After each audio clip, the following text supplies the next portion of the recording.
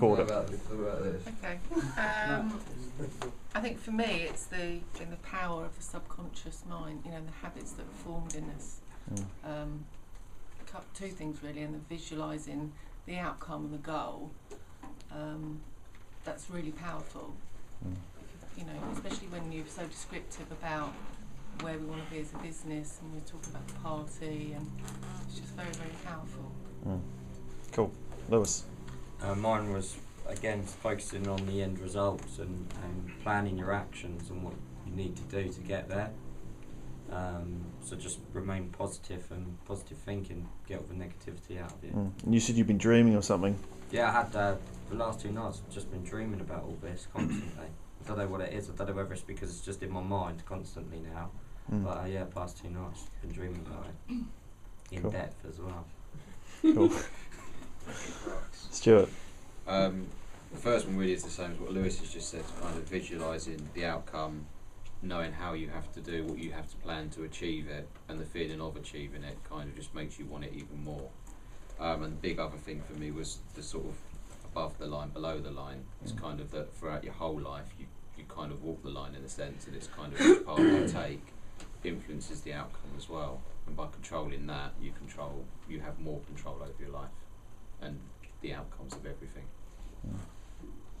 Cool. Oh.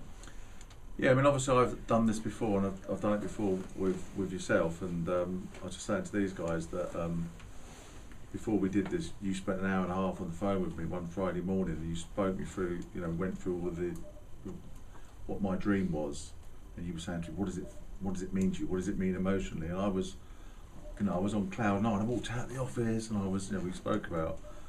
So I believe in it anyway. I think the thing for me this week is watching what it's done to other people, and that's obviously going to help our business achieve what we want to achieve anyway. But watching what it's done to other people is, amazing. Like, we all sort of feel like we're on a journey together now, and it's just great. Really good. Cool. Keith? Yeah, the things that I've got is that for me to reaffirm and get back on track with a 10-year goal, which I kind of knew what it wanted to be, but I've let it slip. The second thing is to put in place checks and balances along the way to ensure I'm actually on track to achieve it. Challenge that I've got, being brutally honest, is that I've never visualised anything. I've always gone from A to B and known how to get from A to B and broken it back, but I've never ever done this visualisation piece, i.e.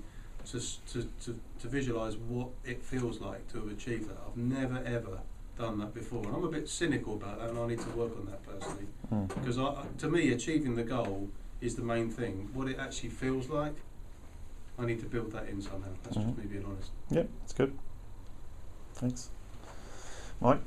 For me, it's restored a lot of my own self-belief in terms of what I'm actually capable of, what I can achieve, and whether or not there's actually any limit to that. And I don't really think that there is anymore. The only limits put in place are by yourself, and that's kind of been a big thing for me, because I was starting to lose that belief in my own ability to affect things.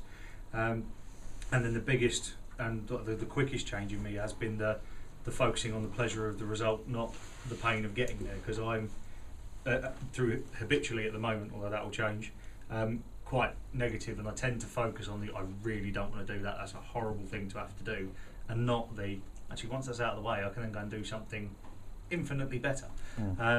And that's just already had an effect on what I'm doing. So those are the two things for me. Cool. John? For me, a lot of people said the visualisation. It's the goal at the end. It's the end result. Something I have realised is that my goal isn't at the 100 at the moment. So I need to actually re-break down my goal and make sure that it's at the 100 in order for me to really believe in it. And that's key. And the other principle for me was the 80-20. It was the working smarter, not harder, cherry picking.